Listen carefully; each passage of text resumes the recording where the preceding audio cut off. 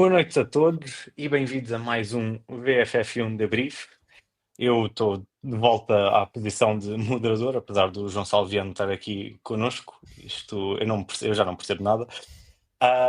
Mas antes de avançarmos, gostaria de agradecer a todos os patronos e patronas que apoiam o podcast e convidar quem nos segue a fazer o mesmo, a apoiar o podcast em patreon.com/VFF1. E também gostaria de agradecer a todos os que nos estão a ver pela Bola TV. Comigo tenho o querido líder, o João Salviano, e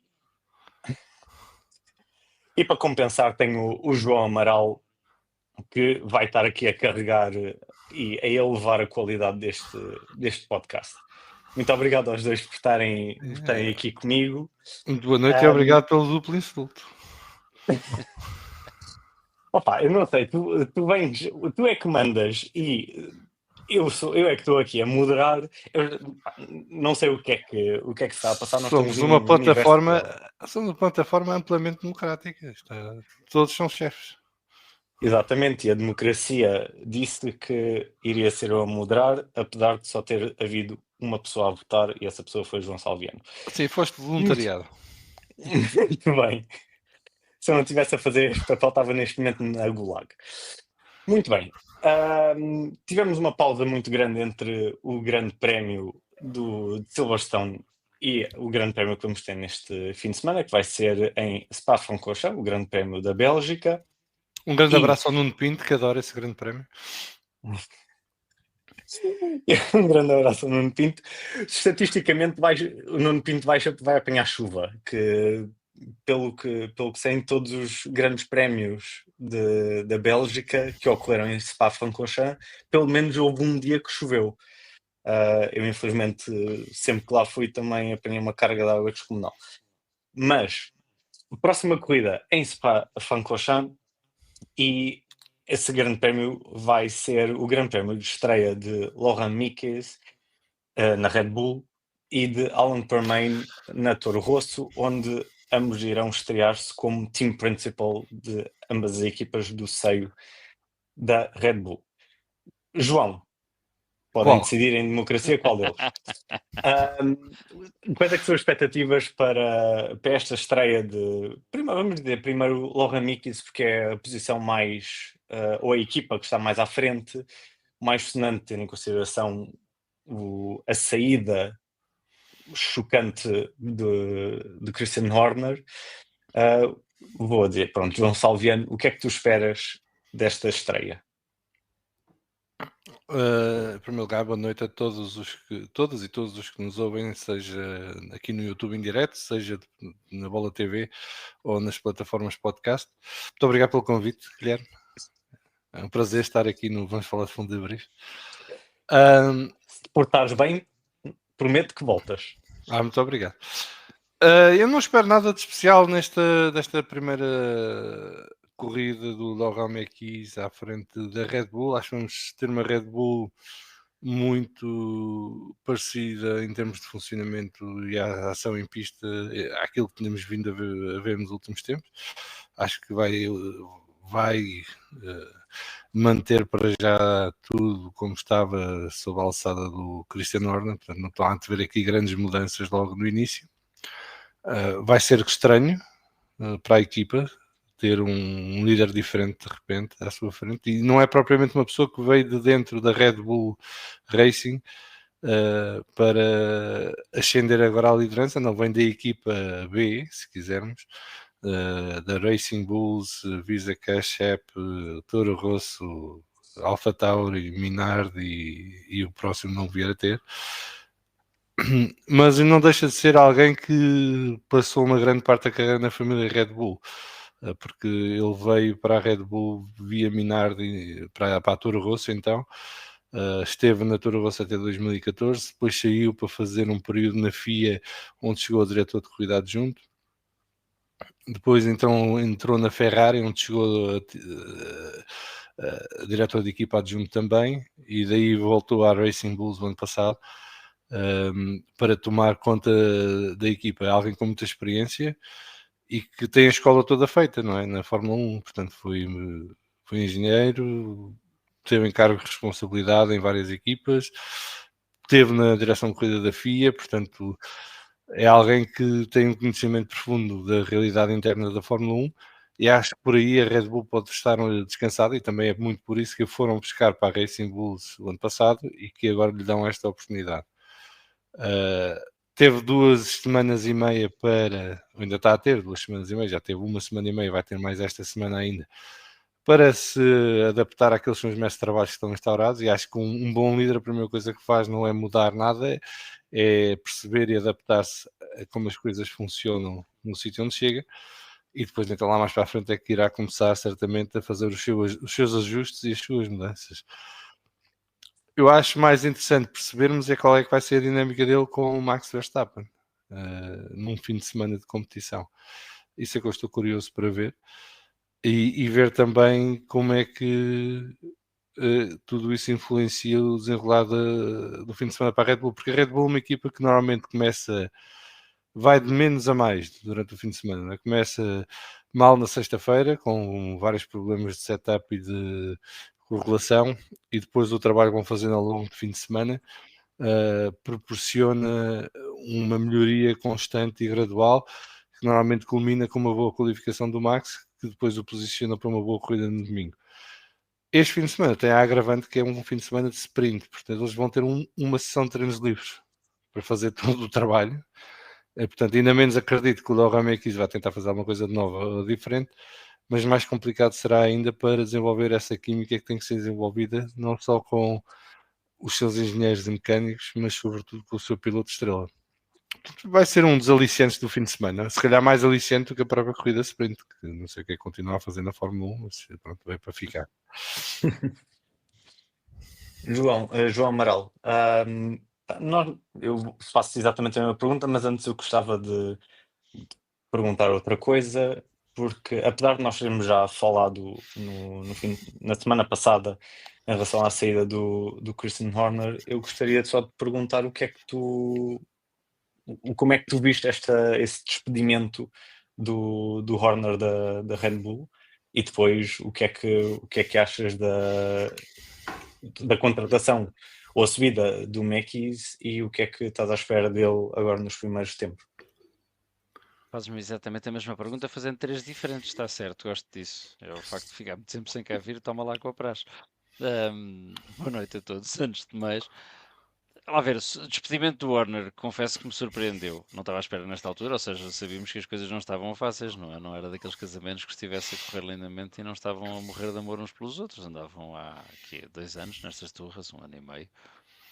Portanto, quer dizer, alguma coisa terá acontecido e terá espoletado e não despoletado este despedimento imediato. Não sei exatamente o que é que foi, ou seja, não foi só um fator, foi um conjunto de fatores, foi uma soma de fatores, designadamente aquilo que se andava a passar há 1 ano e meio ou mais, porque a luta de poder dentro da Red Bull não tem 1 ano e meio, tem mais do que isso. Toda a investigação interna e todo aquele problema porque o Warner e a equipa passaram, não ajudaram. O facto de terem saído figuras-chave da equipa, ter perdido muito talento num ano e meio, não quer dizer que não tenha recuperado outro talento, mas aquele que fez da Red Bull a Red Bull vencedora foi desaparecendo, foi saindo da equipa. Alguma coisa terá levado a que neste momento, a que tenham escolhido este momento, e é aí que eu digo que alguma coisa terá levado a isto, para ele ter saído. O que não sabemos, porventura viremos a saber. Eu diria que sobretudo quando o Christian Horner voltar ao paddock, coisa que eu acho que vai acontecer inevitavelmente, numa posição ou outra. Portanto, surpreendeu-me até certo ponto, sobretudo pelo momento. Enfim, especulamos muito todos para saber se terá sido alguma coisa sobre saída de pilotos ou não da equipa. Veremos em breve, falaremos sobre isso a seguir. Portanto, a primeira pergunta era essa: como é que eu vejo a saída do Warner? Como uma surpresa. Não se muda de equipa a meio do ano, não, estas coisas quando são planeadas não acontecem assim, não acontecem de uma forma unilateral, como esta aconteceu. Enfim, o próprio vídeo de despedida do Warner, que circulou brevemente nas redes sociais, dá conta de um discurso emocionado, de uma pessoa que passou ali 20 anos e que fez a sua vida profissional na Fórmula 1 toda naquela equipa. E surpreendentemente ou não, dá nota de uma equipa que estava unida atrás dele. Isso parece-me relativamente claro. Ou seja, que a equipa de pista, aquelas pessoas que estavam a ouvi-lo, pelo menos, ficaram tão surpreendidas, ou mais surpreendidas ainda, do que nós ficámos. Portanto, surpresa na saída do Warner.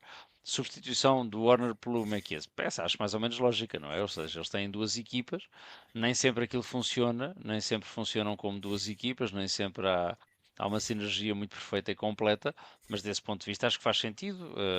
O João fez uma boa síntese do currículo do Mekies, ou do Mekies, nunca sei como é que se diz. É mais uma dificuldade para um bom fim de semana de Fórmula 1. É dizermos Mekies, Mekies, ou Mekies, ou Mekies, como os franceses dirão. Mas quer dizer, é o lógico, era um homem da casa, conhece bem a equipa, como o João disse, começou na Minardi, começou na Arrows, depois passou para a Minardi, portanto conhece aquela equipa em que estava agora, em todas as suas iterações. Mas há de conhecer bem o grupo, há de conhecer as pessoas, não aquelas com quem vai trabalhar todas, mas a empresa, e portanto parece-me relativamente lógico. É uma promoção, não é uma contratação de fora. É o plano A, diria eu, para uma saída a meio do ano. Indo à terceira parte, que é a mesma pergunta que fizeste, saúde, que fizeste ao João Salviano. Peço desculpa. Pá, tranquilo, saiu em silêncio.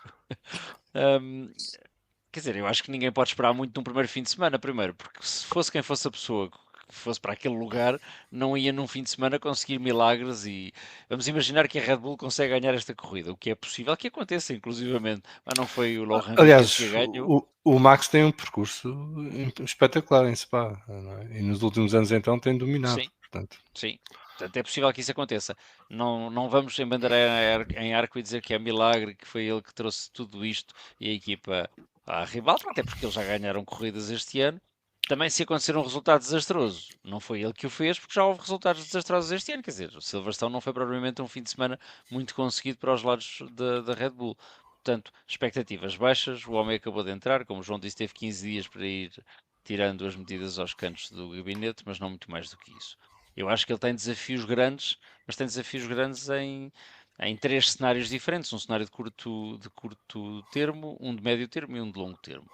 E no curto termo, a primeira coisa que terá que fazer, o João dizia bem, um bom líder entra e não muda, tenta perceber como é que as coisas funcionam, estou inteiramente de acordo, mas sobretudo tenta serenar aquilo que ele já terá percebido que são os focos de tensão que há de haver na equipa, e há de haver alguns seguramente, em qualquer estrutura há, numa estrutura que trabalhe com a pressão constante que a Fórmula 1 tem, numa equipa daquelas, e que após a saída de um diretor de equipa que estava lá desde o início, tem que haver tensões, ele tem que as serenar. É o primeiro desafio. O segundo é perceber, ele terá percebido com o que é que vai contar para 2026 do ponto de vista da equipa. Portanto, sim, vamos falar de pilotos mais à frente, mas também tem que perceber com o que é que vai contar daí, para começar a delinear aquilo que tem que fazer para o final de 2025, ou para a segunda metade de 2025 e para 2026. Mas tem outros desafios um bocadinho mais estruturais. O João falou no facto da Red Bull ser uma equipa que começa o fim de semana, começa tradicionalmente os fins de semana mais em baixo e depois vai recuperando. E eu não me canso de elogiar aquela capacidade que eles têm, porque acho genuinamente que a Red Bull é, a par da Mercedes, a melhor estrutura do ponto de vista global, geral. Não estamos a falar da qualidade do carro, não estamos a falar das instalações. Como equipa, como organização, e tu como engenheiro percebes isso melhor do que eu acho que eles são os mais afinados, os mais oleados, juntamente com a Mercedes. Porventura com pontos fortes de uma equipa, pontos mais fortes de outra em áreas diferentes, mas são de facto uma das duas melhores equipas de Fórmula 1.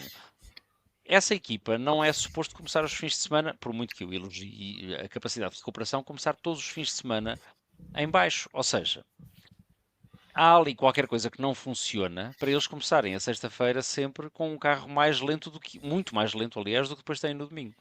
As outras equipas fazem uma mudança, fazem mudanças incrementais, pequenas, vão evoluindo. A Red Bull dá saltos cósmicos de sexta para sábado e outro salto cósmico, o que significa que alguma coisa está errada na equipa. Eu apostaria mais na instalação física, nas dificuldades conhecidas do túnel de vento, que será novo para o ano, mas não apenas nisso. Tem que haver um bocadinho mais do que isso. Essa é uma dificuldade que ele tem para o médio termo.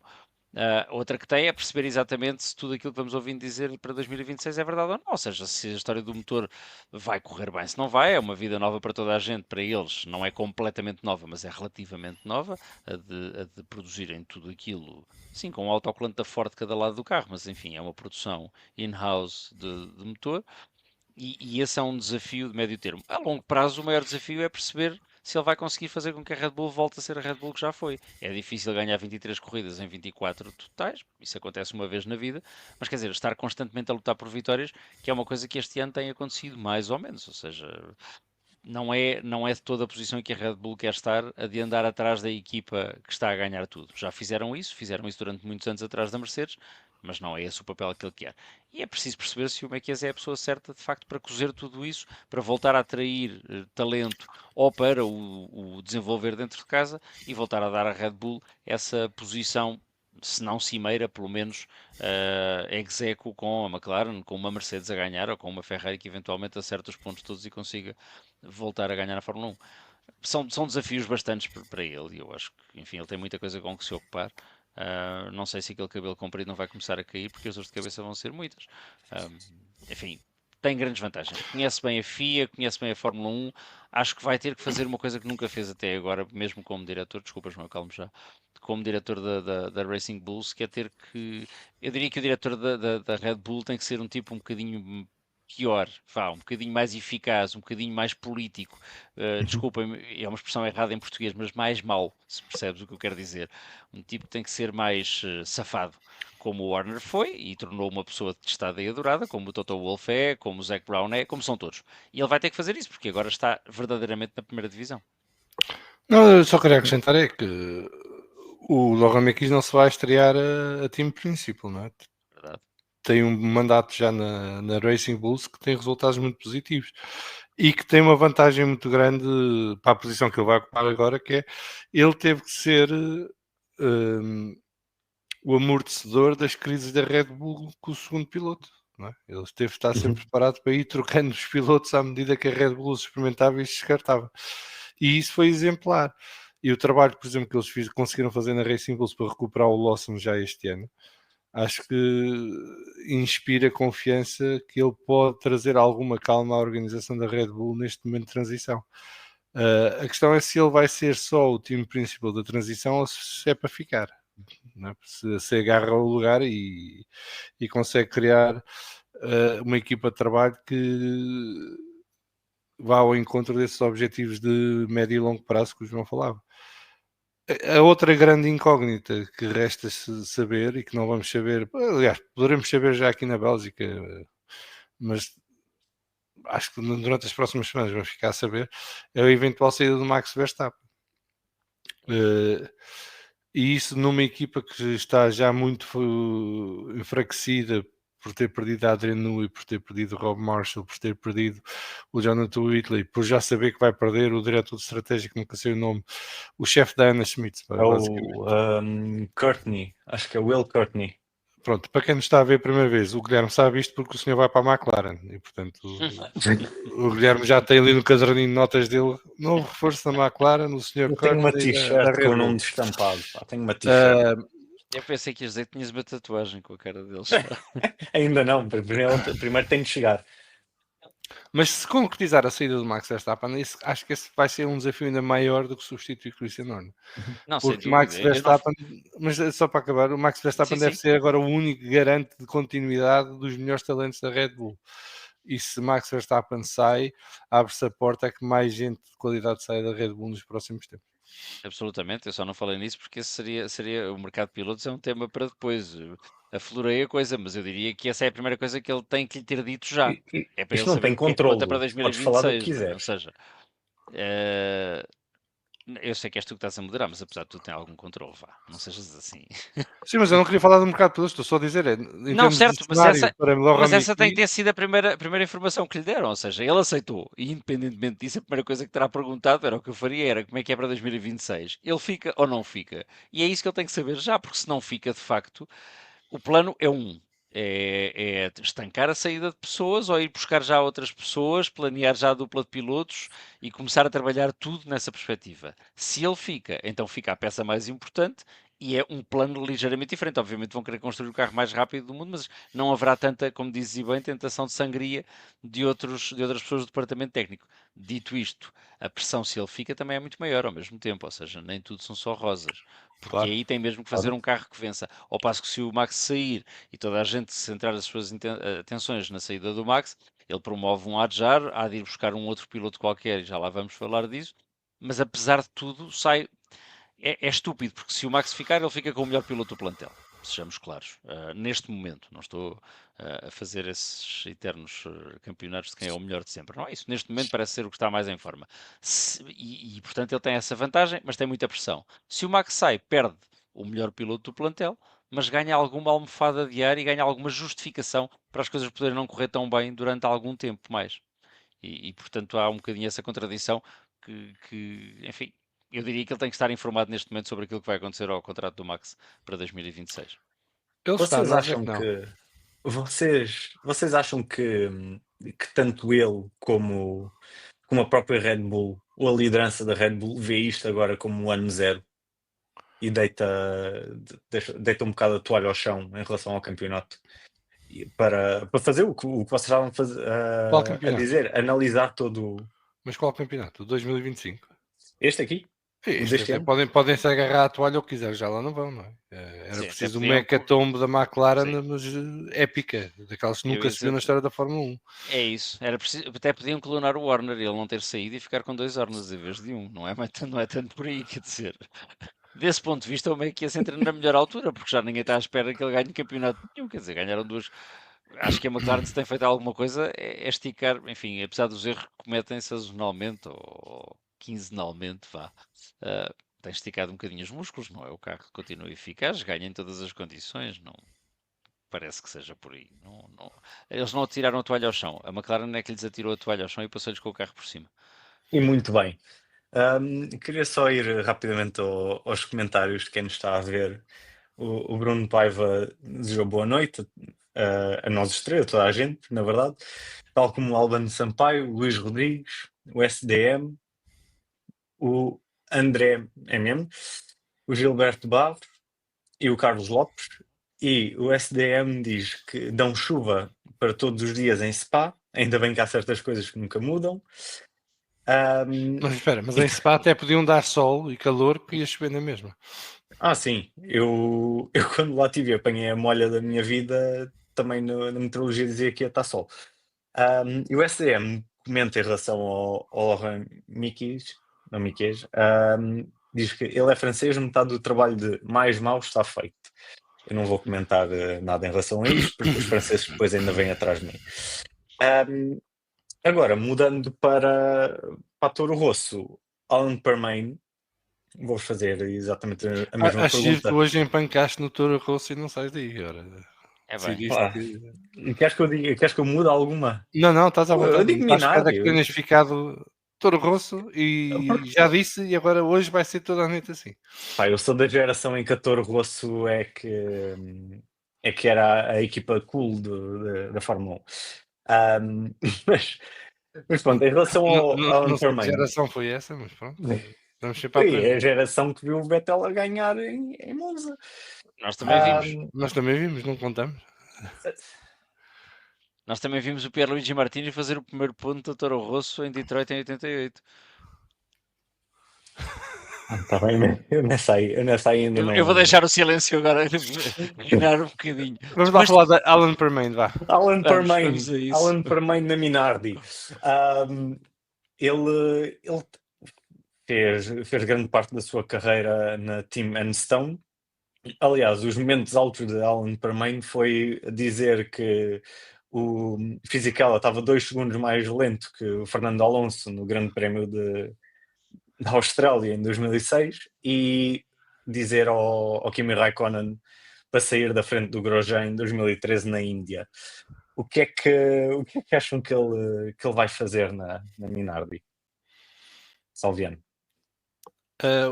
O Alan Permain, para além de ter mais vidas que um gato, porque já houve várias razões para ele ter saído da Renault e da Lotus, ou depois Renault, depois Alpine e depois só agora que saiu, regressa à Fórmula 1 pelas mãos da Racing Bulls e pouco tempo depois a time principal. Não está ao nível do Otmar Safnauer, não é isso que eu quero dizer. E é uma pessoa com muita experiência de Fórmula 1. Trabalhou na Renault nos anos em que foram campeões do mundo com o Fernando Alonso. Nem sei se vem do tempo da Benetton já. Eu acho que foi no Veio do tempo tempo da da Benetton, já Benetton. lá estava. Começou na Benetton Ele e começou na ficou lá até Benetton nos há tempos ano do e meio. Johnny Herbert, 89, é o ano em que ele começa na Benetton. Portanto, ele passou pelas mãos passou-lhe pelas mãos o Schumacher, o Alonso, portanto, Toda a gente, tem uma sim. experiência incrível, uma longevidade incrível numa só equipa, para alguém que nunca foi grande parte da sua carreira não foi uma figura prominente da equipa, mas esteve sempre lá nos momentos certos e nos sítios certos. Eu pensava que já o tínhamos perdido para a Fórmula 1, a Racing Bulls foi recuperá-lo e agora torna-se time principal da equipa. Ele não é exatamente o feitio mais fácil, pelo que conhecemos dele, para lidar com pilotos e mecânicos em situações de tensão. Mas algumas qualidades tem que ter, porque em Enstone teve lá toda uma vida e foi sempre respeitado por todas as FIAs que foi tendo. Começar por Briatore, quase que acabava com o Briatore também. Ele saiu pouco antes do Briatore regressar. Era giro o ciclo ter sido Briatore, mas estou curioso para ver, porque eu venho de uma cultura muito diferente. A Renault, ou a Siemens, como tu lhe chamaste, é uma cultura muito diferente do que é o universo da Red Bull. E ele estava um bocadinho discreto na Racing Bulls este ano e agora salta assim para a ribalta, porque também deriva muito do facto de a Racing Bulls não ter uma estrutura depois da saída do Franz Tost. A grande aposta era o Laurent Mekies. O Laurent Mekies começou a fazer as mudanças que tinha que fazer na equipa e agora foi promovido para a equipa principal. E portanto acho que o Permain sobe um bocadinho pela veterania, mais do que qualquer outra coisa.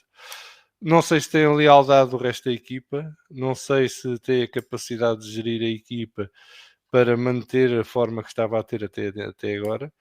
Tem o Adjar como piloto principal nesta altura, a maior promessa do mundo da Red Bull nesta altura para o futuro. O que não deixa de ser estranho, porque acho que a grande maioria de nós não apostaria neste cenário no início da temporada. Mas já revelou-se, ou está-se a revelar como um excelente piloto, sobretudo do ponto de vista mental, que era onde achávamos que ia ser mais fraco, e portanto estou curioso para ver como é que ele vai gerir a equipa e como é que vai gerir estes dois pilotos jovens, sobretudo o Liam Lawson, que eu acho que tem um feitio mais próximo do Alan Permain no sentido negativo da coisa, e portanto vamos ver se não dá faísca. Mas é isso, é perceber se a equipa lhe vai ser leal e se vai aceitar a sua liderança quando é uma pessoa que chegou há tão pouco tempo a Faenza. Não sei o que é que o João pensa da Alan Permain. Eu tenho a dizer só para terminar que nunca foi uma personagem que eu vendo de fora me gerasse alguma simpatia ou empatia. Antes pelo contrário. Antes de ir ao João Amaral, eu gostava só de pegar no que o SDM. O SDM escreveu: os franceses são tão berrinhas que se levassem o Guilherme ficavam os dois países a ganhar. Eu gosto deste comentário porque não só dá uma chapada nos franceses, como eu também levo. Faz um combo franco-Guilherme de bullying. Mas quais são Pronto, os dois países a ganhar? Não percebi. Qual é o presumo segundo que país seja que ganha? Portugal por eu sair daqui e França por eu ir para lá. Eu fico sempre a perder. Por isso, muito bem, Parece-me João Amaral. Bem sei. João Amaral, o que é que achas desta subida do Alan Permain? Agora, neste momento, ainda estou perdido no insulto pela chapada do STM. Eu ia pegar onde o Salviano deixou, ou seja, não é uma figura que lhe tenha dado grande simpatia. Eu acho que o Sr. Permane, que deve ser respeitável e simpático, tem o carisma de um puxador de porta, vá, uma coisa assim, quer dizer, não é provavelmente uma figura carismática, isso não é, nunca foi, e não parece que ainda que venha a tempo de se tornar. Pode ser bem sucedido, carismático não, portanto sim, não gera simpatia nem antipatia, de vez em quando damos por ele, é uma espécie de onde está o Wally, mas com menos cabelo e menos risquinhas. Eu acho, mantendo nesta senda do cabelo e daquilo que o João dizia sobre a longevidade dele na Fórmula 1 e na mesma equipa, que o nome dele, o apelido dele, está a 2/3 correto. Ele é permane, falta-lhe o ente, porque ele é permanente, não é uma figura permanente do paddock. Mas não se lhe conhece propriamente assim um currículo cheio de sucessos e de jogadas arriscadas, miraculosas, de decisões que fizeram dele um ícone da Mas estratégia, da é engenharia. tetracampeão do Aliás, mundo. É é um tetracampeão do mundo. facto. Mas na Renault, por exemplo, esteve sempre do lado errado da boxe, não é? Porque de facto ele disse isso ao Fisichella porque era um engenheiro de pista da Fisichella depois de ter sido do Trulli. Também não parece que tenha sido engenheiro de pista para estar enganado do Schumacher. Também acho Portanto, que não. tem Não. passado sempre ao lado do carro vencedor. O que para a Racing Bull, se calhar não é mau. Se calhar, repara, olharam para o currículo e pensaram: temos este gajo que esteve, é tetracampeão do mundo e esteve sempre em segundo dentro da equipa. É isso que nós queremos para a Racing Bull. Não queremos um gajo que seja número 1, queremos um gajo que seja número 2. Está certo desse ponto de vista. Já nos chegou o Vettel em Monza, já não precisamos mais disto. Pronto, isso não foi, e foi um fluke, quer dizer, foi Eu, deu jeito, eu, mas eu, eu, eu sou um à parte, eu acho que a maior ironia da história da Red Bull na Fórmula 1 é que foi a equipa júnior a ganhar a primeira corrida. é verdade, sim. Acho que é irónico. Sim, Com, sim, é com a mais ou menos. inversão que estavam a fazer na equipa principal Sim. e com a contratação do Nu e ter ido assinado o contrato com a Renault, tudo isso, e de repente quem ganha a primeira corrida é a equipa júnior e assim à sorte. Tudo é verdade. É mais ou menos como o Irvine ter ganho o Mundial de 99, se o tivesse ganho. Se tivesse Depois do ganho, dinheiro todo que teve gastaram. o melhor segundo piloto da história. É verdade, é verdade. Mas quer dizer, não há assim muito mais a dizer do Alan Permane. Eu acho que se nem que se perguntasse à família deles, tinha muito mais para dizer sobre ele, confirmando aliás o que o Salviano diz, que é um tipo relativamente anónimo. Ah, pode fazer um ótimo lugar. Não é. Vamos lá ver. O lugar de diretor da equipa da Racing Bull não é também, e volto aí à questão da coerência e um bocadinho mais a sério, não é o lugar mais. Não se quer para isso o tipo mais bem sucedido de sempre, a maior promessa de sempre da história do paddock. Quer dizer, não é. É uma equipa, como o Salvino estava a dizer, que tem um teto à partida. Todas têm, o teto orçamental, essa tem 2 tetos orçamentais. Tem o dela e depois acima dela tem a equipa número 1.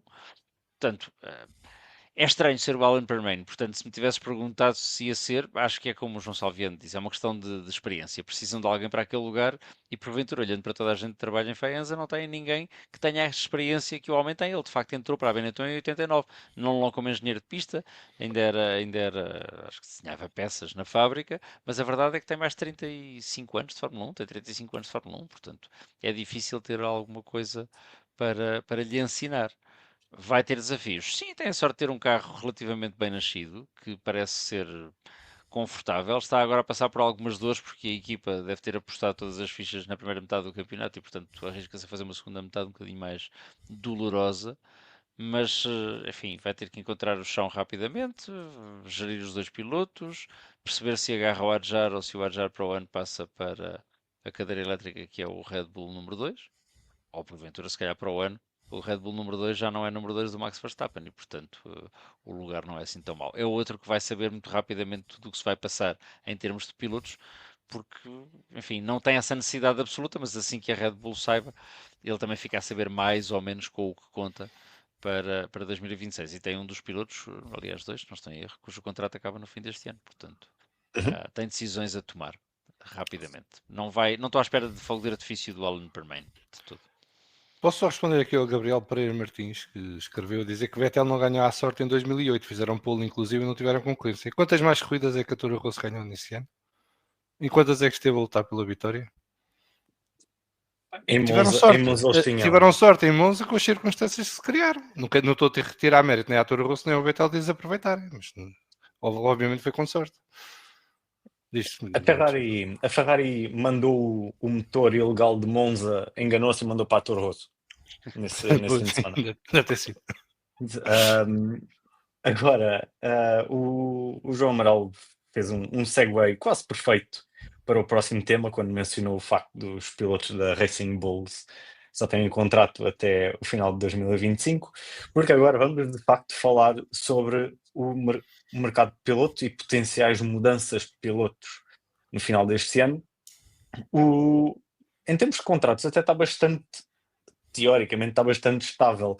Só há duas equipas que têm pilotos, os dois pilotos com contratos que terminam no final deste ano. Que é a Mercedes, tem o George Russell, o Kimi Antonelli até 2020, final de 2025, e o Racing Bulls até final de 2025, o Liam Lawson e Zach Adjar. Por Mas isso, a Red Bull tem um teoricamente, piloto que acaba contrato este ano, que é o Yuki Tsunoda. o Yuki Tsunoda, eu considero o Yuki Tsunoda como piloto da Racing Bulls neste momento, para ser sincero. Na verdade, isto pode parecer que está bastante estável, mas pode mudar tudo, porque há uma peça fundamental que é o Max Verstappen, que pelo que eu sei está neste momento a jantar à luz das velas com o Toto Wolff, e poderá trocar a Red Bull pela Mercedes, deixando um dos pilotos da Mercedes sem lugar. João Amaral, o que é que tu prevês de potenciais mudanças de pilotos em relação a uma potencial mudança de Max Verstappen? Quem é que sobe para a Red Bull caso ele saia? Quem é que sai da Mercedes caso ele vá? Qual é que é a tua opinião em relação a todas estas potenciais trocas e ladrocas? Portanto, vamos cá fazer desandingas. Deixa-me só começar por uma coisa que tu disseste, que eles estão a jantar neste momento à luz das velas. Isso é uma novidade. Eu achava que estavam os dois no concerto dos Coldplay. Não estão. Não. É uma Depois daqui scam do outro dia, já ninguém vai a concerto dos Coldplay. É uma desilusão. Pensei que estariam. É mais ou menos como vocês disseram, não é? O Max é a peça inicial do dominó. Quando fazemos aqueles dominós que vão caindo ao longo de espaços grandes, a permanência ou não do Max na Red Bull não será a única mudança, mas é o catalisador para muitas mudanças ou apenas para algumas mudanças. Partindo do princípio de que ele pode mesmo mudar, e pode, como é óbvio, enfim, o contrato dele não acaba este ano, mas os contratos acabam quando as partes envolvidas decidem que eles acabam. E, portanto, se o Max tiver razão para acabar o contrato, tiver uma cláusula que lhe permite sair, decidir pagar tudo e mais alguma coisa, a equipa que o quer contratar para ele poder sair, isso pode ser uma mudança cataclísmica, enfim, não da dimensão da passagem do Hamilton para a Ferrari, porventura até maior do ponto de vista do mercado de pilotos, não do ponto de vista mediático, mas do ponto de vista do mercado de pilotos talvez maior, porque abre todo um conjunto de vagas. Se isso acontecer, e é essa a premissa da tua pergunta, a Red Bull fica com não um lugar vago, eu diria que fica com 2 lugares vagos, porque não parece que o Yuki Tsunoda, que é ótimo piloto, é bom rapaz, não tenho dúvida disso, consiga aguentar esta pressão toda e porventura a Red Bull quererá fazer subir o Adjar à Red Bull, é piloto da casa, e dar-lhe uma oportunidade que ainda não deu. E nesse caso concreto, aquilo que eu gostaria que acontecer é a Red Bull ir buscar um outro piloto ou uma outra equipa que esteja disponível. Quem é esse outro piloto vai depender, estamos no segundo se, isto é uma hipótese complicada, é mais complicada que alguns policiais da Agatha Christie. Esse segundo piloto, quem é, depende daquele piloto que a Mercedes quiser ao lado do Verstappen. Eu acho que o lógico, do ponto de vista dos resultados, é querer o Russell. Não quer dizer que isso aconteça, até pela aposta que tem no Antonelli, mas não precisam de largar completamente o Antonelli. Se a Mercedes fizer o que é lógico, contratar o Verstappen e assegurar o Russell e ficar então com uma dupla de pilotos extraordinariamente forte, a Red Bull não podendo ir buscar o Russell, porque será também a movimentação lógica, caso o Russell fique disponível do ponto de vista do valor do mercado, pode ir buscar um piloto que está na Williams, por exemplo, qualquer dos dois serviria à Red Bull. Tenho esperança de que seja o Alex Albon, de quem gosto e acho que foi injustiçado na primeira passagem pela Red Bull. Mas é por isso que eu não lhe desejo um regresso nesta altura, porque eu acho que a Red Bull não lhe vai dar um carro para brilhar outra vez. O Williams também não dá e apesar Mas de é tudo, diferente, na Williams a expectativa é diferente. a expectativa é completamente diferente, é um facto. Mas há sempre a pergunta Ruben Amorim neste tudo, não é? Isso funciona. Isso corre bem? Isso corre bem? Isso corre bem, obrigado. Isso corre bem? Nunca sabes. Tu, como piloto, diria eu, aproveitarias a oportunidade que dessem, porque com a Red Bull podes ser campeão do mundo. Claro, Pode não, a eu coisa acho correr que se bem. lhe fizerem o convite, ele não deve hesitar sequer. O que eu estou a dizer é, eu não lhe desejo Sim, certo, tanto mal. certo, eu percebo. Apesar de que eu gostava de ver uma dupla Albon a Adjar na Red Bull. E não estou a dizer detestaria. isto, eu diria isto com quase todos os pilotos, quer dizer, Certo. eu acho que a Red Bull Pond vai ser um desafio muito complicado, a todos os pontos de vista, e por muito que eu tenha um carro bom ao início, manter o carro bom ao longo do ano vai ser complicado se não tiver um departamento técnico à altura. Pelo que temos visto no último ano e meio, desde que saiu, aliás, no último ano, desde que saiu o Adrian Newey, o departamento técnico da Red Bull não é propriamente o mais expedito a resolver problemas, não é? Porque os problemas continuam, eles resolvem problemazinhos causados pelo problema maior, mas não conseguem resolver o problema maior. Eu acho que os carros do próximo ano vão ser carros que vão exigir um grande nível de desenvolvimento ao longo do ano para se manterem competitivos, mesmo que nasçam competitivos. E se não nascerem competitivos, ainda pior vai ser. E essa é a minha dúvida, se a Red Bull vai ter capacidade de resolver o problema do carro em qualquer um dos dois cenários. Por isso é que não desejo ao Albon e não desejaria a outros pilotos a mesma coisa. Sim. Não, eu não tenho mais para dizer, só dizer que concordo contigo que os carros do próximo ano vão seguramente acabar o ano muito mais rápidos, se os comparássemos na mesma pista, mas muito mais rápidos do que vão começar. E não é pela evolução natural das coisas. Os deste ano, obviamente, se voltassem agora ao Bahrein nos testes de pré-temporada, fariam melhores tempos. A diferença de tempos iniciais para a diferença de tempos finais no próximo ano será muito maior do que a deste ano, que não conhecem os carros, porque as regras são novas, porque aquilo que vão descobrir e o potencial que vão desbloquear ao longo do ano é muito maior do que estão a desbloquear este ano. Portanto, toda a razão naquilo que tens, que dizes. Eu diria que em termos de pilotos é mais ou menos isto. É óbvio que há outras pontas soltas, saber quem é que vai para a Alpine, mas a Alpine ainda pode começar a resolver este ano. Eu duvido que o Bottas, por exemplo, se tem um convite da Cadillac, aceita o convite da Alpine para a segunda metade deste ano, porque entre uma coisa e outra, comprometer-se-á mais depressa com um contrato plurianual de Cadillac do que com um tapa-buraco, que é o que vai ser na Alpine. Mas há de haver lugares disponíveis desse tipo de coisas menores Não, ao mas, pé por de uma exemplo, se o mudança do Russell, Max Verstappen. se o Russell se encontrar no mercado, a Cadillac Sim. tem de ir buscar o Russell. Porque, de facto, vai ser o único piloto de ponta que estará disponível, se for libertado pela Mercedes. Sim. E eu acho que um projeto como a Cadillac vai querer um piloto de ponta se puder ter. Não é? Porque agora está a apontar para pilotos experientes e com capacidade de desenvolvimento de carros e com trabalho de sapa, que são o caso de Pérez e Bottas. Mas se apanha com a oportunidade de ir buscar um George Russell, quero lá saber dos Bottas e dos Pérez desta vida, né?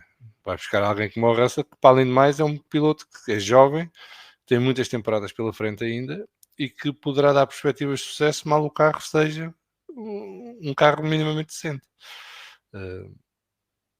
Portanto, mas isso é o que me leva a pensar que se Max Verstappen acaba por ir para a Mercedes, que será ao lado de George Russell e não de Kimi Antonelli. E acho que a Mercedes tem todas as vantagens em fazer isso e em colocar o Antonelli a rodar numa equipa cliente. Poderá muito bem ser a Alpine, que depende de quem é que vai ser o time principal para o ano. Poderá ser na Williams, caso um dos pilotos da Williams acabe na Red Bull. Portanto, há aqui várias jogadas que se podem proporcionar a partir do momento em que se concretize aquilo que todos esperamos já nesta altura, que é que Max Verstappen para o ano esteja ao volante de um carro da Mercedes e não na Red Bull. E depois, eu acho que a saída do Max para a Mercedes tem um efeito sísmico muito maior do que a do Lewis Hamilton na altura para a Ferrari, porque também poderá permitir aqui a várias equipas aproveitar a onda para fazer reajustamentos que não estamos a prever nesta altura. E isso poderá haver aqui uma dessas das cadeiras um bocadinho maior do que aquela que nós pensamos com base nos lugares meramente disponíveis nesta fase. Já vimos isto noutras alturas da Fórmula 1, não estranharia que de repente houvesse equipas. É o mesmo caso da Cadillac, né? Se um George Russell está no mercado, há várias equipas que se calhar vão se posicionar para ir buscar um George Russell e despachar algum dos que têm, mais do que manter os que têm. Eu acho que o George Russell é um dos pilotos mais apetecíveis na Fórmula 1 atual. Certamente. Mas achas que vamos assumir o caso em que o Max Verstappen vai realmente para a Mercedes e a Mercedes quer ficar com o George Russell, tendo a ideia de emprestar o Kimi Antonelli a uma equipa cliente. Confias assim tanto que o Russell ficaria? Acho que sim. Não preferiria ir Eu se arriscar fosse na Red piloto, Bull não, eu se fosse e piloto, tentar...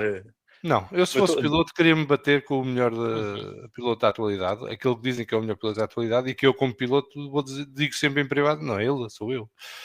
E portanto quero-me bater de igual para igual, mas ele tem a vantagem de jogar em casa, porque o Russell está na Mercedes já há muitos anos e portanto conhece os cantos à casa e portanto vai ter essa vantagem inicial que poderá aproveitar e portanto acho que não teria hesitação ou problema nenhum. E acho que até teria a sua piada, porque depois das quesilhas que eles têm vindo a ter no último ano, Isso teria de teria o certeza. seu encanto vê-los lado a lado na garagem, mas eu acho que não havia agitação nenhuma por parte do Russell. Nem acho que o Russell seja piloto por se pôr em bicos pés dessa maneira. Ele gosta de se pôr em bicos pés noutras coisas. Agora, noutras coisas, nas declarações, Sim, nas mas é verdade. queixinhas e Não, mas nessas repara, ele coisas. já bateu o Hamilton como companheiro de equipa, portanto não tem Exato. razão nenhuma para sair da equipa. Aliás, Mas não o- eu nem estou a falar para em que relação a bater isso. um Hamilton ou um Verstappen, nem que seja corrida sim, corrida não, vale mais do que dar um ano inteiro de bigodes, desculpa a expressão, ao Antonelli, que é um ótimo piloto. Eu não estou a dizer mal do miúdo, gosto imenso dele. Mas quer dizer, do ponto de vista da valorização de mercado do George Russell, bater o Max Verstappen, ou pelo menos fazer o jogo igual com ele durante o ano e depois ter batido o Lewis Hamilton, quer dizer, não há assim muito mais do que se possa aspirar na Fórmula 1, certo? Eu não estava a falar em relação a, a bater-se com a dimensão do Max Verstappen. Estou só mais a perguntar porque, tendo em consideração o que está a acontecer agora na Red Bull, um carro ou uma equipa que está muito virada para o Max Verstappen, em que o seu colega de equipa depois acaba por simplesmente não conseguir conduzir os carros. Mas Era isso mais não por é a aí tradição da a Red minha Bull. questão.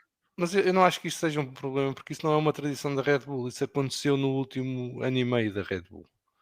Se formos a olhar para o domínio da Red Bull de 2010 a Uhum. 2014, o Weber ganhava corridas e lutou por campeonatos. Uhum.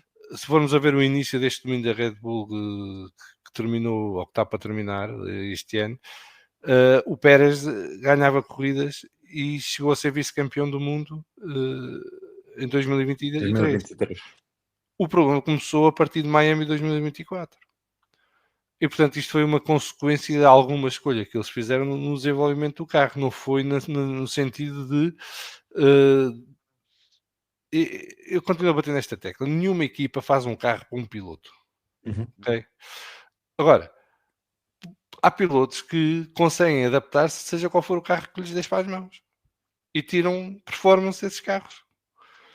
O Alonso trucidou o Raikkonen em 2014, num carro que era manifestamente mau.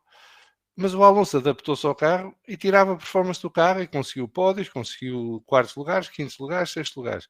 O Raikkonen mal pontuava. Não é? E acho giro quando se analisa os companheiros de equipa do Fernando Alonso, se omite sempre 2014, porque eu sei que as pessoas gostam do Raikkonen e todos nós gostamos do Raikkonen, mas a verdade é que um piloto como o Raikkonen não conseguiu bater-se com o Alonso num carro que era manifestamente mau e difícil de conduzir. É um carro que tinha sub e sobre-viragem ao mesmo tempo, que era uma coisa incrível. Portanto, eu acho que o que está acontecendo na Red Bull é muito isso. O Max consegue tirar partido do carro e performance do carro, quem está ao lado não tem conseguido. Não acho que seja um desenvolvimento de um carro a favor do Max levado ao extremo. Acho que foi consequência de uma má escolha de desenvolvimento que eles tomaram a dada altura e que depois se tornaram prisioneiros dessa escolha e não tiveram capacidade de voltar para trás e recuperar competitividade para os dois carros ou providenciar um carro ao segundo piloto que lhe desse ao mínimo de conforto para trazer resultados. Acho que isso não vai acontecer na Mercedes. A Mercedes, aliás, vem de um trauma que foi a transição para o novo regulamento em 2022. Portanto, eu acho que a Mercedes tudo o que quer fazer é evitar uma situação em que volta a ter um carro tão complicado a ponto de nenhum dos dois pilotos conseguir tirar resultados a da altura. Portanto, o Paulo Monteiro está-me aqui a recordar que o Vettel ganhou 13 corridas em 2013 e o Weber 0. Está bem. Foi um dos 4 anos. Os outros, em 2010 o Weber devia ter sido campeão do mundo e foi comido pela equipa na última corrida. Em 2013 o Weber mesmo assim conseguiu fazer pole positions, pódios, mesmo no final quando o domínio do Vettel estava ainda maior. E em qual ele não podia ganhar, não fosse o Multi-21 Seb, Sim, ganha Exato. corrida. Estava a bater, mas ia ganhar porque estava a bater o Sebastian Vettel em carros iguais.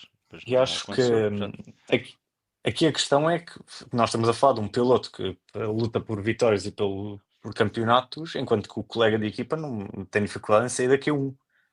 Sim. É um bocado diferente. Em relação a mais contratos, em termos de o Colapinto continua a ser um mistério. O Colapinto Teoricamente é tem de uma corrida em corrida. performance muito interessante em qualificação. Está muito perto do Gasly em qualificação, mas em corrida não consegue. Também perde o Gasly quando não espatifa o carro. Não é? Sim, quando não se espeta. Quando se espeta está perto do muro, aí não falha. Mais. Está em cima do muro. Agora, eu acho que o Colapinto, não sei se esta é a equipa certa para o melhorar para a Fórmula 1, Sim. digamos assim. Acho que é uma equipa que não tem paciência para treinar e fazer crescer um piloto nesta altura. Uma equipa que precisa de resultados como pão para a boca, porque a Alpine não deixa de ser uma equipa da Renault, não é? Portanto, não é uma equipa privada de um grupo de investidores liderado por Briatore. É uma equipa que pertence ao universo da Renault, que está condicionada por critérios corporativos mais que qualquer outra coisa. A Renault não está muito interessada em meter ali muito mais dinheiro do que o que já mete. Aliás, se puder não meter tanto, ainda agradece. E, portanto, a equipa neste momento precisa de 2 pilotos que tragam resultados regularmente. E neste momento só tem um, que é o Gasly. Portanto, estão um bocadinho desesperados para arranjar um segundo piloto que faça o mesmo que o Gasly. O Duano e o Colapinto estão distantes do Gasly em corrida, sobretudo. E portanto, nesta altura não me parecem escolhas viáveis. Eu não me surpreenderia nada que não estivessem já no terreno para arranjar outro piloto para 2026. Neste momento, eu acho que o Colapinto é um bocadinho inevitável. Eu não compro a teoria do Bottas, porque o Colapinto está a conseguir trazer patrocínios e dinheiro para a equipa, e portanto não, acho que nesta fase eles vão aguentar o Colapinto pelo menos até depois da pausa de verão.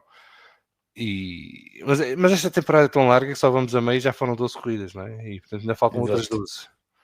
Portanto, não descarte que a 6 corridas do fim despachem o Colapinto, mas enquanto eu trouxer o cheque na mão para correr, acho que vai ficar.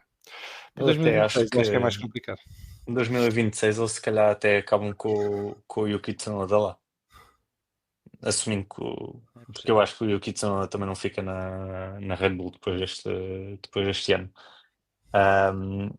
Em relação ao mercado de pilotos nos lugares mais cimeiros da tabela, acho que é muito mais provável haver uma troca direta entre Max Verstappen e George Russell. Depois o segundo piloto, acho que concordo com o João Amaral, provavelmente viria um Alex Albon a ir. Eu não sei se o Adjar tem. Pessoalmente, acho que fazia-lhe bem ter mais um ano na Racing Bulls antes de subir. Agora avançando para o último tema, que é a antevisão de Spa. Fim de semana sprint, como já disseram. Se confiarmos no SDM, na chuva para o fim de semana todo. João Amaral, o que é que achas que vai acontecer? O que é que achas que são os favoritos? E preciso de uma bold prediction. Eu nunca tenho bold prediction. O que é que acho que vai acontecer? Acho que vai chover. Essa é a minha bold Se não vale, prediction. pá.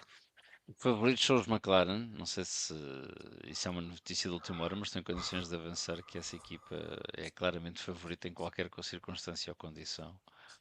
Se vão ganhar ou não, é como dizia um antigo comentador de Fórmula 1 inglês que já morreu. Tudo pode acontecer na Fórmula 1 e geralmente acontece. Basta uma sprint mal executada, uma pancada dada na pior altura. O Max está constantemente inspirado em Spa e com chuva mais inspirado fica, apesar do que se viu em Silverstone. Não parece que eles cometam o mesmo erro 2 vezes de apostar as fichas todas em seco para depois de repente o carro ter que correr em chuva. Portanto, não acho de todo. Aliás, se dissesse assim, o Verstappen vai ganhar, não acho que isso qualifica uma bold prediction. É uma coisa que está no universo das possibilidades e das probabilidades. Dito isto, em condições normais, e com isto não estou a falar das atmosféricas, os McLaren em condições normais são favoritos, e eu diria que neste caso o Piastri há de vir com a faca bem afiada nos dentes para se vingar daquilo que ele acha que foi uma injustiça que lhe foi cometida há 15 dias. Para mim já passaram 15 dias, já passou uma eternidade, aposto que na memória dele aquilo está fresquinho, fresquinho, fresquinho, e ainda lhe dói a penalização que lhe tirou uma vitória que ele acha que era dele. Portanto, apostaria num Oscar Piastri a dar tudo o que tem. É daqueles fins de semana em que vamos poder dizer uma coisa que irrita nada ao Salviano, que é dizer agora finalmente estamos a ver o que o McLaren pode dar quando eles andam a fundo. Depois do fim de semana de Silverstone, acho que Eu precisa sabia, muito eu mais sabia disso. que ele ia reagir a isto. É uma coisa que ele gosta sempre de ouvir. Não sei o que é que tem a dizer como bold prediction, sinceramente não faço ideia. Estou mais curioso para ver se a Sauber continua a sua trajetória ascendente, não com o terceiro lugar, que é algo fortuito em Silverstone, mas se confirma que está a tornar-se a melhor equipa do segundo pelotão, que é uma coisa que para mim já é uma bold prediction, quer dizer, ver onde eles começaram e ver onde eles estão é qualquer coisa da magnitude do que a McLaren fez entre 2023 e 2025, portanto. É mais ou menos por aí. Dito isto, apostaria na vitória do Oscar Piastri, com o Lando Norris em segundo lugar e com o Max Verstappen na moderação dos calcanhares. Gosto dessa. Salgueno. Se chove, Verstappen. Se Para a chove vitória. Verstappen, Sim, para a então, vitória. achas que ele, tendo em consideração a folha A4 que usaram como asa traseira para Silverstone, para Spa não levam asa nenhuma e o gajo mesmo assim ganha?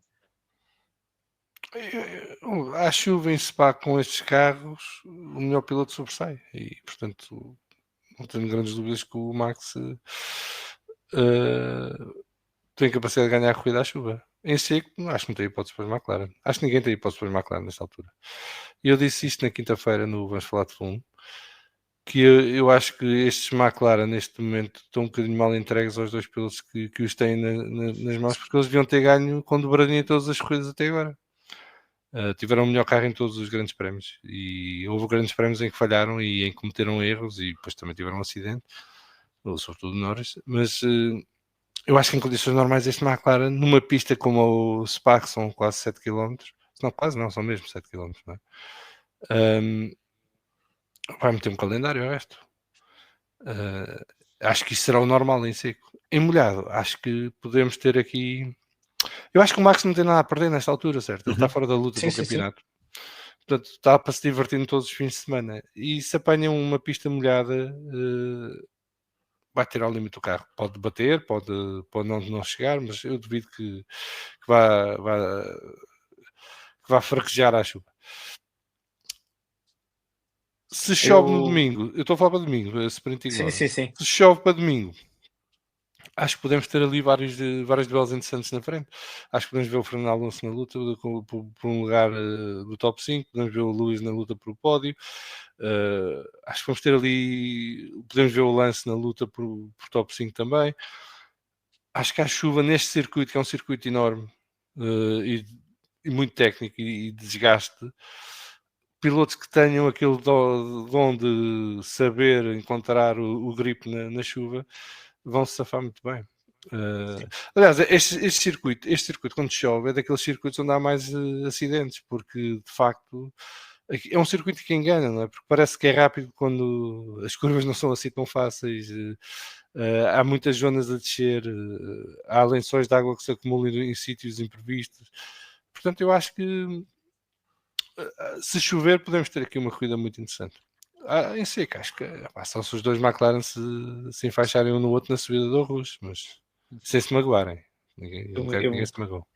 Eu disse ao Salviano que na semana passada disse ao Salviano que saí de Silverstone a achar que a McLaren consegue ganhar todos os grandes prémios até ao final da temporada, por isso espero bem que não se enfaixem, porque senão vou ser gozado por toda a gente deste grupo.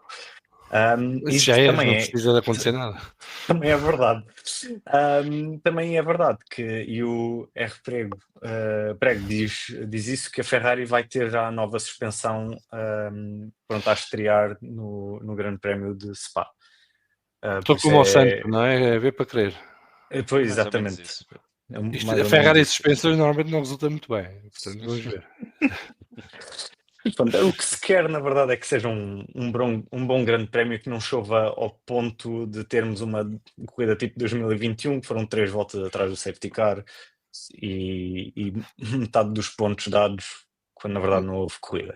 Nós temos que acabar, mas só deixar este comentário. Eu acho que uma das coisas interessantes a ver este fim de semana é precisamente ver se a Ferrari se afirma como a segunda melhor equipa ou se a Mercedes consegue recuperar essa posição. Isso vai ser um duelo interessante ao longo do fim de semana. É verdade. E Damos por terminado este debrief. Muito obrigado a todos os que estão a ver. Obrigado ao João e ao João por terem feito companhia neste episódio. E tenham uma boa corrida e vemo-nos para a semana.